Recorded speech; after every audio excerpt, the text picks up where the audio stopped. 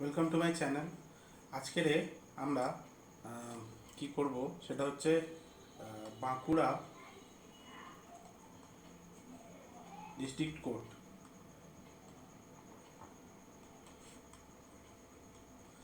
Bankura district কোর্টের একটা exam হলো কিছুদিন আগে।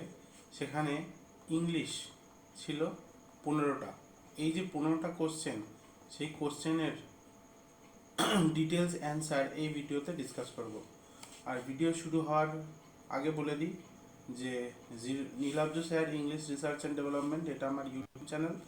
তোমরা সবাই সাবস্ক্রাইব করো এবং প্রচুর প্রচুর শেয়ার করো, ঠিক আছে? আর ইংলিশ ল্যাঙ্গুয়েজকে বেসিক টু অ্যাডভান্স পর্যন্ত শেখার জন্য আমার একটা প্লেলিস্ট রয়েছে, সেটা হচ্ছে জিরো টু হিরো। এই জিরো টু হিরো এই প্লেলিস্টটা তোমরা সবাই সেভ করে নিও এবং এর মধ্যে পার্টস অফ স্পিচ ধরে নাউন প্রোনাউন পরপর যে ভিডিওগুলো রয়েছে তোমরা দেখতে থাকো। দেখলে তোমাদের ইংলিশ ল্যাঙ্গুয়েজ যদি বেসিক কন্ডিশন থাকে সেখান থেকে অ্যাডভান্স লেভেল পর্যন্ত তোমরা চলে যেতে পারবে, ঠিক আছে? তো চলো আজকের ভিডিও শুরু করা যাক। দেখো, নিয়ে চলে এসেছি। এটা হচ্ছে বাঁকুড়ার হাইকোর্টের যে প্রশ্ন হয়েছিল তাতে এই 15টা প্রশ্ন আসছে। এই 15টা প্রশ্ন আপনার ডিসকাস করব। তো চলো প্রথম প্রশ্নটা কি বলছে দেখা যাক। বলছে select the correct answer to fill in the blanks as you sow C as you sow show dash you reap. আচ্ছা, এখানে কি হবে? এখানে শো শ্যাল ইউ রিপ, ঠিক আছে? এটা একটা প্রভাব। শ্যাল ইউ রিপ দ্যাট কিন্তু হবে না। দেখো বলছে অ্যাজ ইউ, এটা মানে হচ্ছে it is a timeless saying that emphasize the idea that our action have consequence. কোনো একটা কাজ, যেমন আমরা বাংলায় বলি না যে খড়, সূর্য থাকার সময় নিজের খড় তুলে নাও, হ্যাঁ, নিজের খড় নিজে কেটে নাও উপযুক্ত সময়, এই যে জিনিসটা সেটার প্রভাবটা ওখানে এটাই বলেছে যে তোমার যে কাজ সেটা তুমি উপযুক্ত সময়ে শেষ করে নাও, তবেই সেটা সাকসেস হবে। তাহলে এটা একটা প্রভাব, যেখানে এখানে একটা শ্যাল হবে, উইল হবে না, দ্যাট হবে না, হোয়াট এখানে হবে না। দুইয়ের দাগেরটা দেখো কি বলছে, fill in the blanks with appropriate preposition. Preposition বসাতে বলেছে। কি বলেছে? Keep yourself aloof dash bad company. কি হবে? Keep yourself aloof from bad company. বাজে বন্ধুদের সাথে, বাজে কোম্পানির থেকে নিজেকে দূরে রাখো। তাহলে অপশান এ হবে এখানে সঠিক উত্তর, ঠিক আছে? মানে এখানে নেগেটিভ যে ইনফ্লুয়েন্স, নেগেটিভ ইনফ্লুয়েন্স থেকে দূরে রাখার জন্য আমাদের বলা হচ্ছে, তাই এখানে ফর্ম বসবে। Feel in the blanks with appropriate preposition. His face is not familiar dash me. এখানে দেখো চারটে অপশান আছে, অফ, টু, উইথ, ফর। এখানে যে প্রশ্ন করেছে সে উইথ করেছে। ফার্স্টেই বলে দিই উইথ এখানে সঠিক উত্তর হবে না, সঠিক উত্তর হবে টু। তার face is not familiar to me, তার মুখশ্রী আমার মুখশ্রীর সাথে সমান নয়। এই জিনিসটা বলার জন্যই হচ্ছে প্রতি বা প্রতি, এই জিনিসটা বোঝানোর জন্য আমরা টু ইউজ করি। তাহলে এখানে অপশান এ টু হবে, অফ হবে না, উইথ হবে না, ফরও হবে না, ঠিক আছে? চারের দাগেরটা কি বলছে দেখো, fill in the blanks with correct preposition. The cat hide dash the table. এখানে আন্ডার দ্য টেবিলই হবে, ঠিক আছে? একটা টেবিল রয়েছে, তার তলায় একটা বিড়াল লুকিয়ে রয়েছে, এখানে আন্ডারই হবে, ঠিক আছে? ওকে, এবারে পাঁচেরটা দেখো কি বলছে, find out the wrongly spelled word. দেখো চারটের মধ্যে সিজ বানান যেটা আছে সেটা ভুল আছে, অপশান এ। সিজ বানানটা তাহলে কি হবে? S E I, sorry, S I E G E, siege. Siege মানে কোনো কিছু কেড়ে নেওয়া বা বন্ধ করে দেওয়া, এই জিনিসটা বোঝানোর জন্য আমরা সিজ থাকে। তাহলে এটা 5 হলো। ছয়ের দাগেরটা কি বলছে দেখি, ছয় দাগটা বলছে change the following sentence from active voice to passive voice. আমার যে 0 to না, সেখানে আমি পার্টস অফ স্পিচ ধরে শুরু করেছি, প্রেপোজিশন হয়ে গেছে, এবারে আর্টিকেল টেন্সও আমার করানো হয়ে গেছে, আর্টিকেল কনজাংশন করিয়ে দেওয়ার পরে আমি ভয়েস নিয়ে চলে আসব। ঠিক আছে, তখন ডিটেলসে আমি করিয়ে দেবো। এখন এই প্রশ্নের উত্তরটা আমি শুধু বলে দিচ্ছি।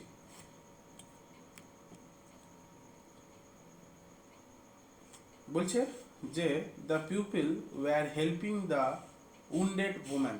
দেখো এখানে এই যে সেন্টেন্সটা রয়েছে, এখানে সাবজেক্টকে অবজেক্টকে সেটা আগে প্রথমে আমাদের জানতে হবে। দ্য পিউপিল এটা হচ্ছে এখানে subject, are the wounded woman এটা হয়ে যাচ্ছে আমাদের অবজেক্ট। তাহলে সাবজেক্ট পেলাম, অবজেক্ট পেলাম,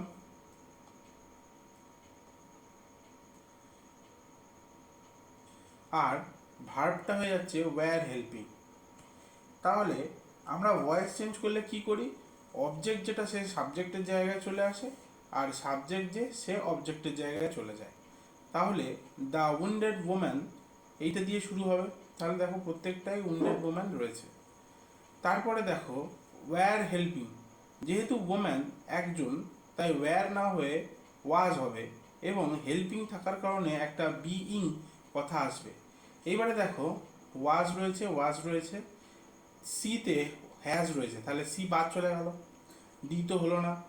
আচ্ছা, বি এর দাগটা দেখো was being helped by the pupil, এটাই হবে এখানে সঠিক উত্তর, একটা কিন্তু হচ্ছে না।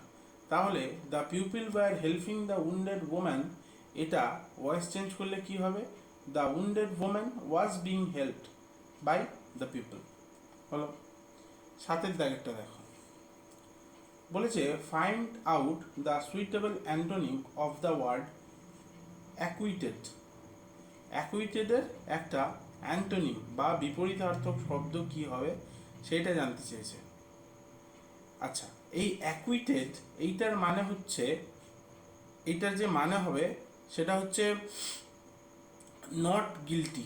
ধরো আমি বলে দিচ্ছি, ধরো একজন পুলিশ এলো, এসে তোমাকে তুলে নিয়ে গেল, ঠিক আছে, ভুলবশত কোনো মিস ইনফরমেশান বা ভুল কারণের জন্য তুমি অন্য কারোর সাথে গুলিয়ে ফেলে পুলিশ তোমাকে তুলে নিয়ে গেল, কোর্টে নিয়ে গেল, কোর্ট বললো যে কি তুমি গিলটি নও, তুমি নট গিলটি,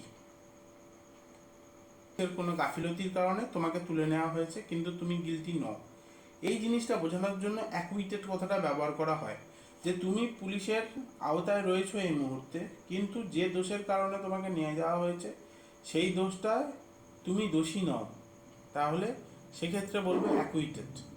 আর এর ঠিক উল্টো অর্থ, মানে পুলিশ তোমাকে তুলে নিয়ে গেছে যে কারণে, সেই কারণের জন্যই তুমি কোনো দোষ করেছিলে, সেই কারণ দেখিয়েই তোমাকে তুলে নিয়ে গেছে, তাহলে সেই ক্ষেত্রে হবে কি কনভিক্টেড। তাহলে এখানে অপশন সি হবে সঠিক উত্তর হলো। এবারে চলে আসো আটের তারিখটা, find out the wrongly spelled word. এই যে ওয়ার্ডটা রয়েছে তার মধ্যে কোনটার স্পেলিংটা ভুল আছে।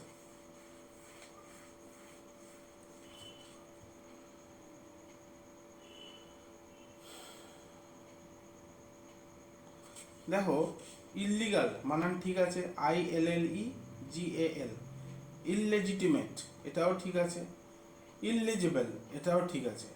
দেখো ইললিটারেট বানানটা এখানে ঠিক নেই, তাহলে ঠিক করলে কি হয়ে যাবে, ILLITERATE,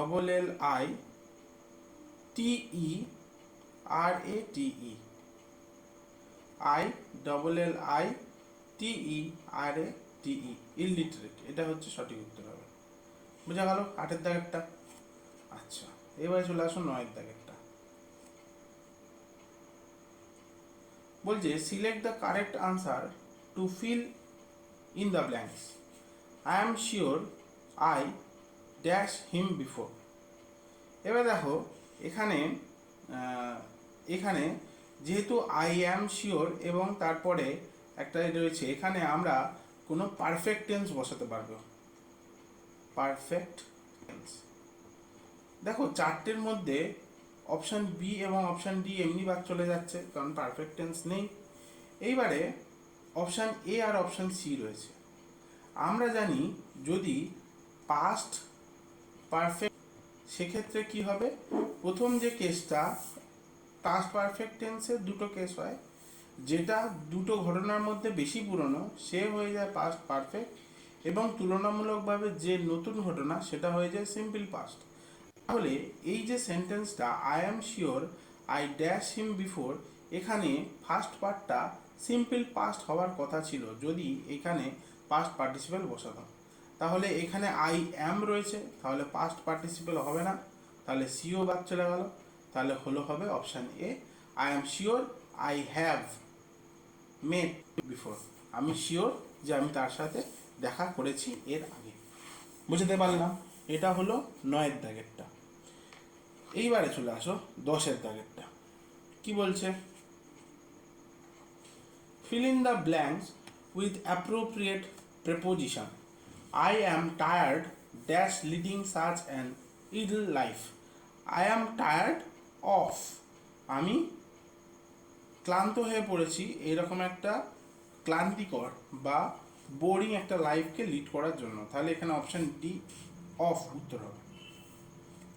হলো 11-এর দাগেরটা।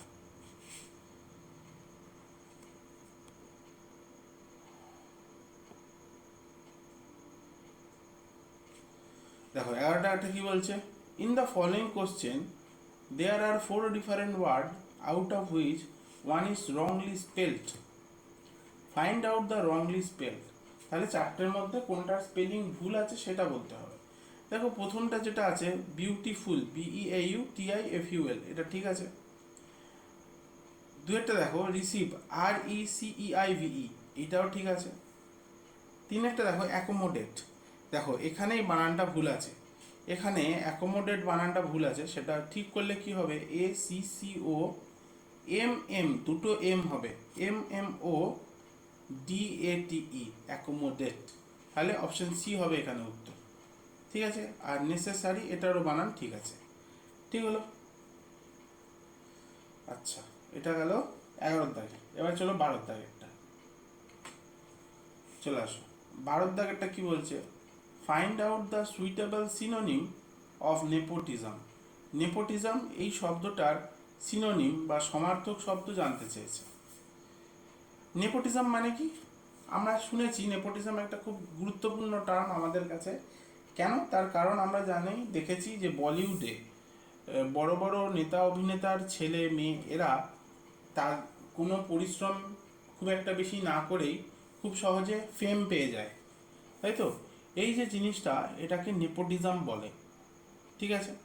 এইবারে চারটে অপশান দেখো। ইনএফিসিয়েন্সি, নেপোটিজম মানে কি ইনএফিসিয়েন্সি হচ্ছে না।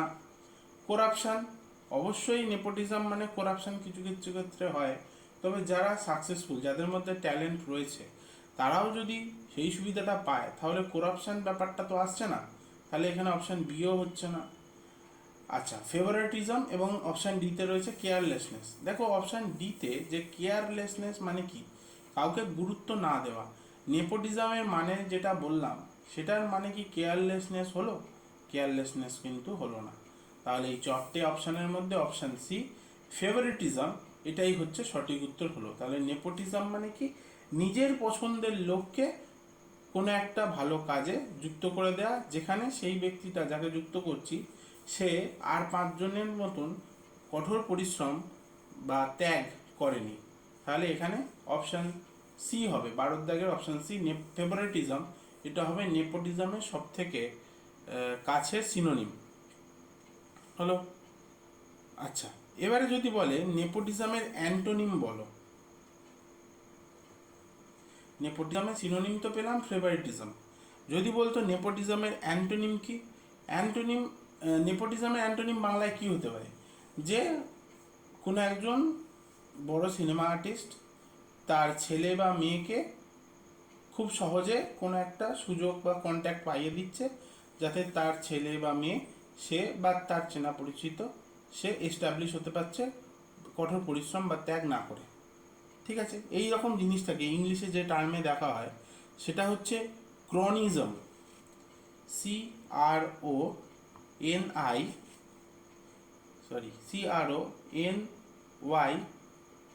CRONYISM, ক্রনিজম।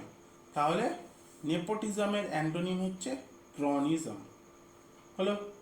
আচ্ছা, এইবারে চলে আসো 13 দাগেরটা। কি বলছে? Find the meaning of the word given below with the help of the option that follow. আচ্ছা, parasite is a creature. Parasite কাকে বলে? প্যারাসাইট আমরা বায়োলজিতে পড়েছি যে প্যারাসাইট হচ্ছে অণুজীব যারা কোনো হোস্টের উপরে নির্ভর করে এবং হোস্টের শরীর থেকে পুষ্টি এবং নিউট্রিয়েন্ট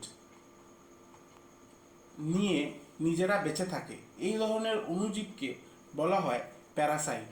যেমন আমরা জানি যে মশার থেকে আমাদের কি হয়? ম্যালেরিয়া হয়। এই যে ম্যালেরিয়া হওয়ার জন্য এক ধরনের প্যারাসাইট থাকে যে মশার মধ্যে থেকে এক মানুষের থেকে যে এফেক্টেড তার থেকে আরেকজনের প্রতি ছড়িয়ে পড়ে।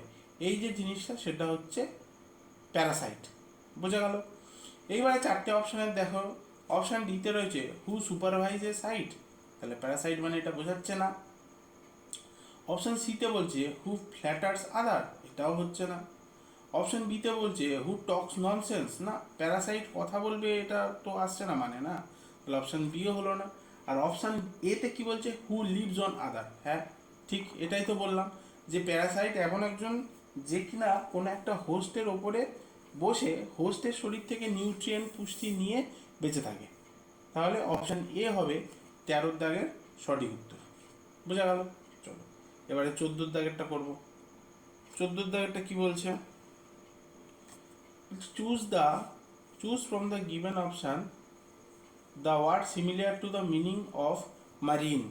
আচ্ছা, মারিন আমরা সি বা সমুদ্র, জাহাজ, নৌকো এইসব বোঝানোর সময় মারিন এই টার্মটা আমরা পেয়েছি। এবারে অপশানগুলো দেখো। ম্যানুয়াল হচ্ছে না, সার্কুলার হচ্ছে না। ফিশি মানে কি? ফিশি মানে একটা যে কোনো গোপন কথা বা আষ্টে গন্ধ এই জিনিস বোঝানোর জন্য ফিশি কথাটা ইউজ হয়, তাহলে এখানে হচ্ছে না। আর দেখো নটিক্যাল, আমরা সমুদ্রের দূরত্ব মাপার জন্য নটিক্যাল মাইল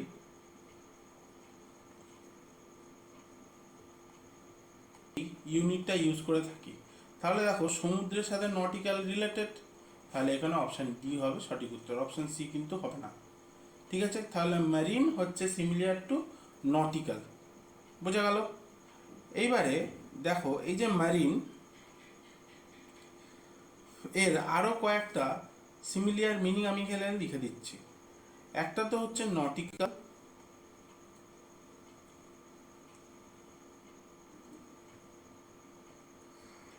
একটা হচ্ছে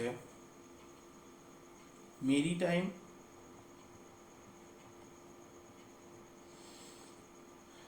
একটা হচ্ছে সি ফিয়ারার, একটি হচ্ছে অ্যাকুয়াটিক এবং একটি হচ্ছে ওশিয়ানিক। এই যে 1 2 3 4 5 পাঁচটা হচ্ছে মারিন এর সিনোনিম রিলেটেড ওয়ার্ড। তাহলে 14 দাগেরটা সঠিক উত্তর হচ্ছে অপশন ডি। বোঝা গেল? চলে আসো আজকের ভিডিও লাস্ট প্রশ্নতে। বলছে fill in the blanks with appropriate participle. দেখো এটাও কিন্তু একটা প্রোভার্ব, আমরা বলতে পারি বাক্য হিসাবে ব্যবহার হয়। এ ড্যাশ ডগ সেলডম বাইক, আ বার্কিং ডগ সেলডম বাইক। একটি বার্ক করছে, চিৎকার করছে এরকম কুকুর সে মাঝে মাঝেই কামড়ায়, সে সবসময় কামড়ায় না, সে শুধু চিৎকার করে ভয় দেখায়।